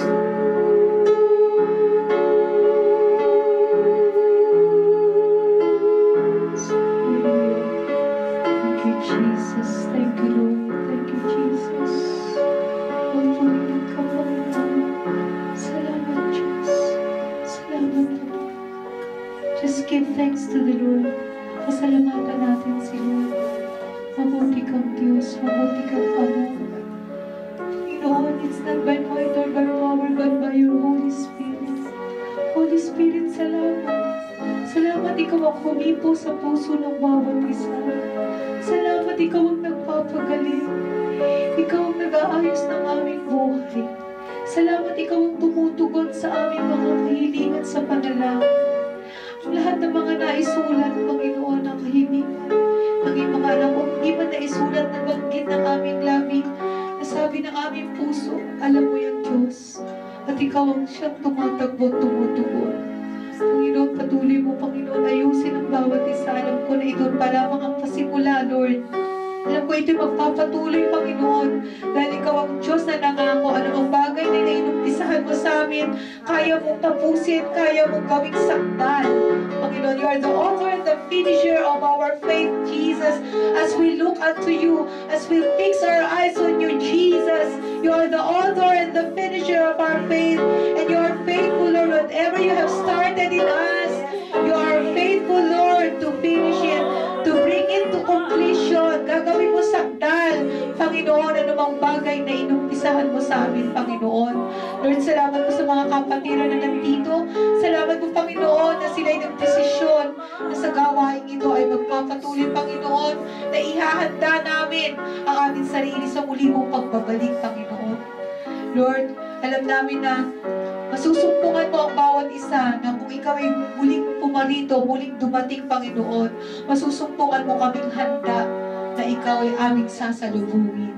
Thank you, Lord. Thank you, Jesus. Napakabuti mo, Panginoon, at sa iyo ang lahat ng kapurihan, kalwalatian at papuri at masasalamat sa pangalan ni Jesus.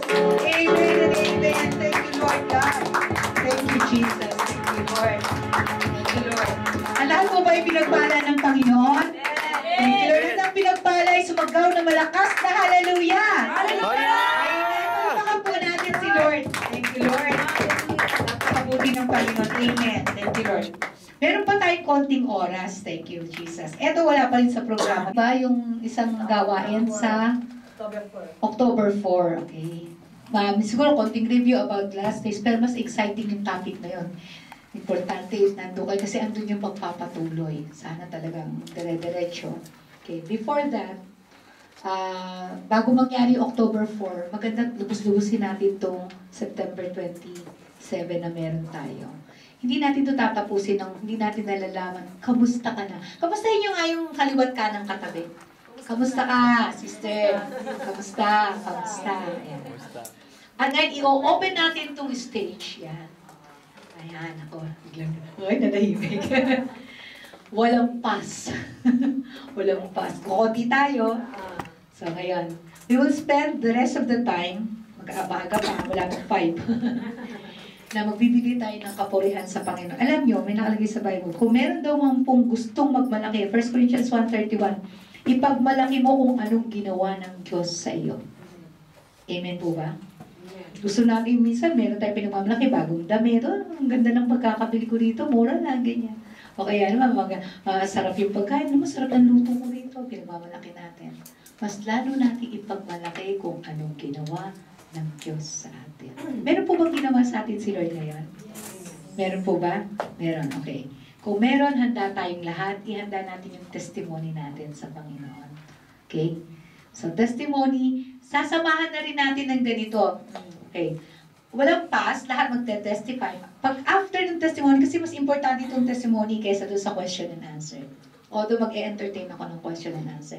Ang isang question doon ay, Sister Aleli, ano yung sinasabi mo kanina? Parang hindi naman Pilipino, hindi naman Japanese. Pwede na yung nagtanong sa atin. First time? Sino yung first time nakarinig ng speaking in tongues? O praying in tongues? Walang first time? Lahat alam na natin yun. So medyo, oops, hindi ko pala kailangan magpaliwanag. Pero kahit paano, medyo, kung yung iba medyo hindi na, pwede natin itakal yun. Pero bago ako mag-entertain ng question and answer, gusto ko marinig kung anong ginawa ng Panginoon sa atin sa hapon na ito. Kung ano yung naging pagpapala all throughout, yung ating mga pinag-aralan, ano yung mas nag-speak sa atin, ano yung tinanggap natin dun sa aral, at saka ano naman yung pwedeng yung kanina, yung time ng prayer, ano yung sinabi ng Lord sa atin, kung kaya natin i-share. Kung hindi naman secret, okay lang, basta kung ano man gusto nating i-share na, alam natin pinagpala tayo ni Lord, gusto rin natin ipagpala sa iba. Amen po ba? Walang pass. 1, 2, 3, 4, 5, 6, 7, 8. 8 lang po kayo. Kaya-kaya yan. Siguro mga maiksi lang naman. Wag nyo naman gagawin telenovela. Telenovela. Yung mga ano lang kasing iksi ng mga news, flash news. Yung mga flash news. So sige. See who's gonna start? Sino pa ang gusto unang ipagmalaki ang ginawa ni Lord sa kanyang buhay? Ngayon, itong seminar na to, yung mga natutunan natin, or yung mga sinabi ni Lord kanina habang kayo ay pinag-pray. Wag hindi history ha, current events tayo, current events. Yung ngayon. Meron? Sir Annie, ngiti ka ng ngiti. Okay. Ay, may Ako na, sister. Tapos ano na, likot na. Kanino susunod? Pag ganun, yun. Walang ano ha, walang pass. I just wanna praise God. Napakabuti ng Panginoon talaga. Ay, hallelujah. God, nakapunta ako dito ngayon. Kasi dapat hindi ako makakarating kasi marami akong dapat asikasuhin.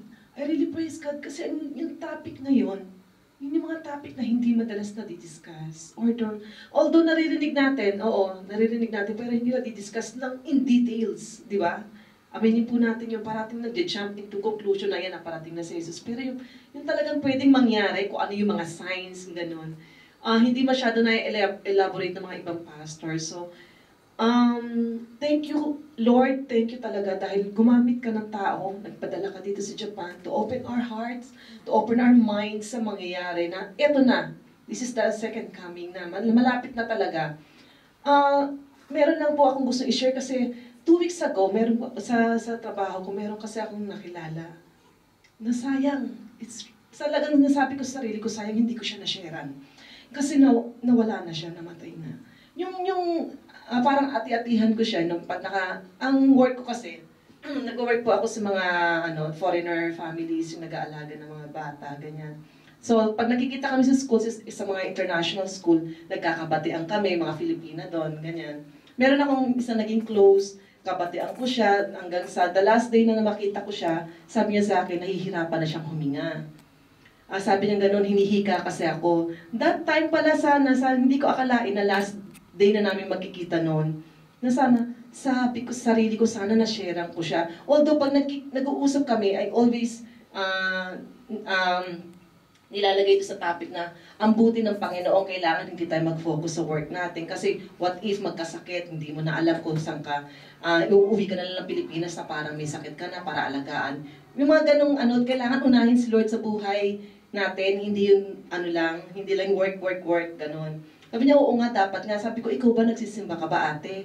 Yes, nagsisimba ako sa Catholic.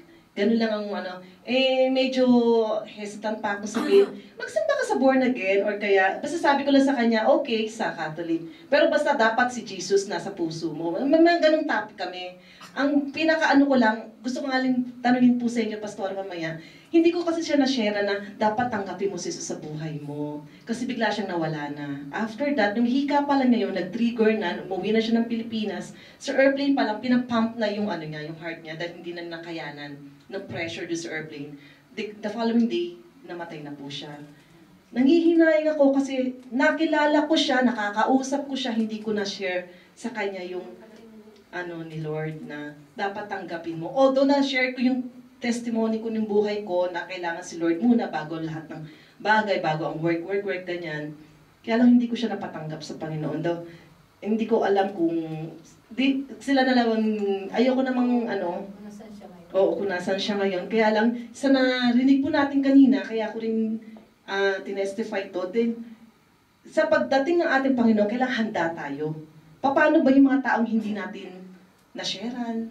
Kasi hahanapin ng Panginoon yun sa atin. Tama po ba yun na meron tayong nakilala, hindi natin na-sharean pag dumating na ang Panginoon or pag kinuha na sila ni Lord, saan sila pupunta?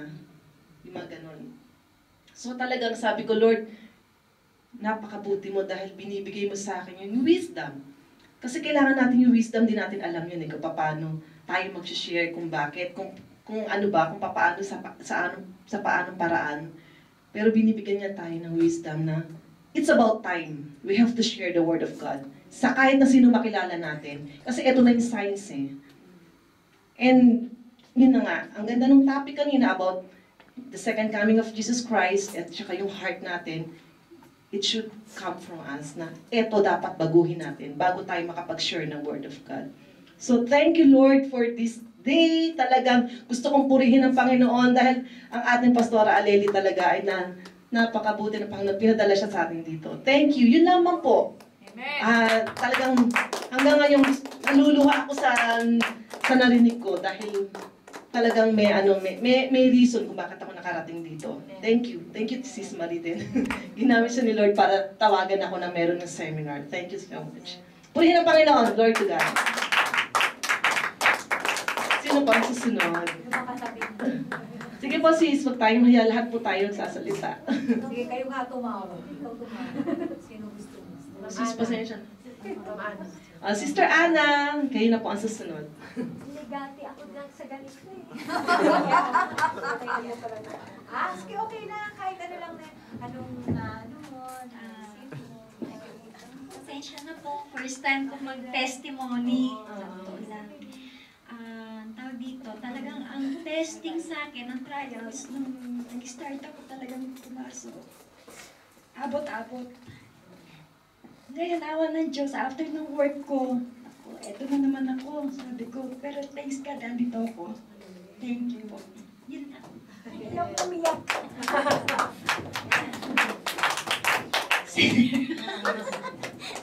Iyak umiyak, kaya tumatawa ako. Parang matanda.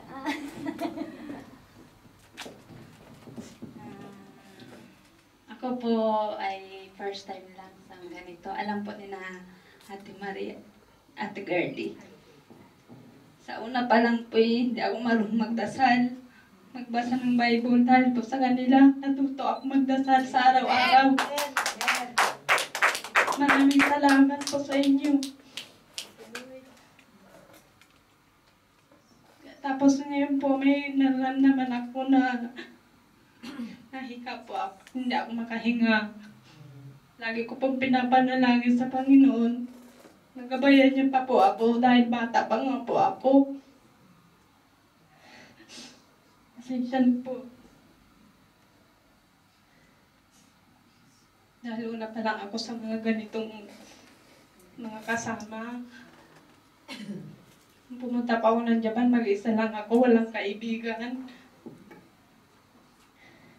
Dahil po malayo ang pamilya ko. Kayo na po ang naging pangalawang pamilya ko, si Ate Marie, Ate Girlie, at sa Honor Revival po. Kay Ate Bea, sa mga tulong po nila, sa mga pangaral kung paano ba maging Christian. Natuto po ako. At ngayon po kay Sister Lily, kung paano naging Christian o kung ano mangyayari sa pagdating ng Panginoon. May kaunti po akong nalaman pero hindi po lahat. So, umpisa po, ganun talaga. Maraming salamat po.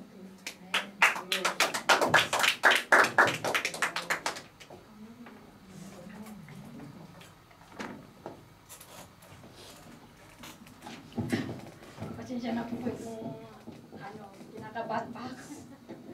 Kahapon, nagpunta po kami sa immigration.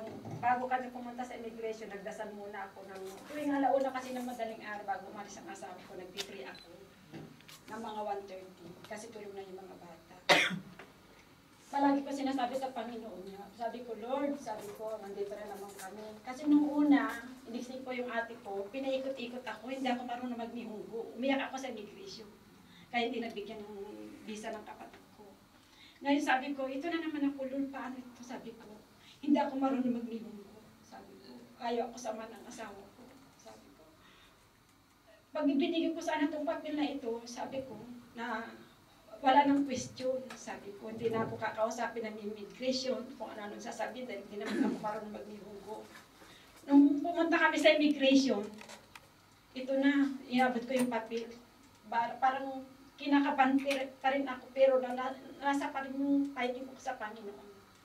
Sabi ko, nung inabot ko yung papel, tinignan na yung immigration papel ng ate ko. Tinignan lang yung, pinag-match lang yung pangalan ko sa kapangalan ng ate ko. Saka yung pangalan, pinag-match lang. Nung nakita yung papel na yun, wala nang salita, hindi na nagsalita. Tapos dinala sa loob yung papel. Nung pagdala ng yung babay, sabi niya, maghintay ka lang muna sa dali, tatawagan ka namin. Sabi niya. Nung pagkatawag namin, pagkatawag sa amin, ng 5 minutes, dumating na yung papel. Nalando na yung visa ng ate ko, bumili ka ng sale, sabi niya sa baba. Nung nakita namin, nasubrahan ng 3 months ang visa ng ate ko. Tapos alam mo, sabi ng ate ko, buhay ang Panginoon. Sabi niya, di ba, at alam mo lang, si Ate Lydia, umiyak siya. Ang iyak. Sabi ko, di ba ate, sabi ko, buhay ang Panginoon, di ba? Sabi niya, ay oo, sabi niya, iyak ko, pati ako, naiyak ako. Kaya kanina yung sabi ni Pastora, yung nagpipray siya kanina, yung lahat tayo nakapikit.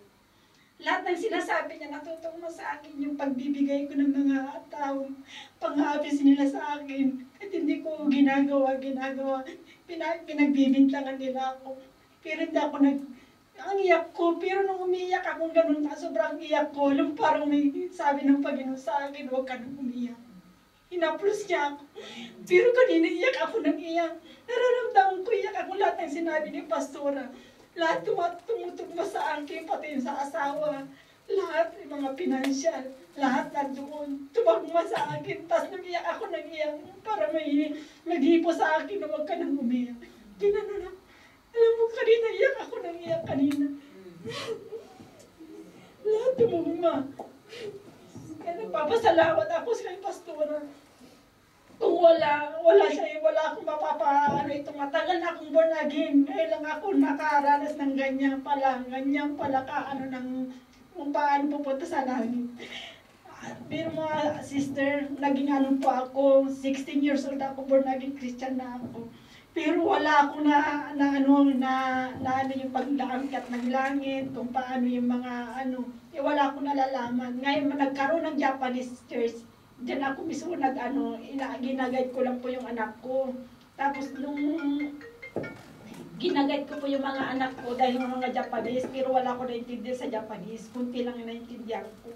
Tapos ang sabi ni Pastor, gambati ni girlie, gambati, sabi niya. Pero sa totoo lang, hindi ko naintindihan dahil sa mga bata nga.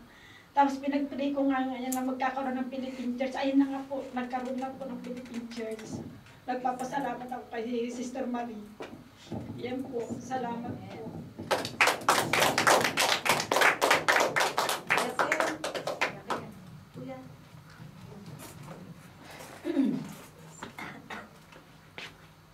Tayo na.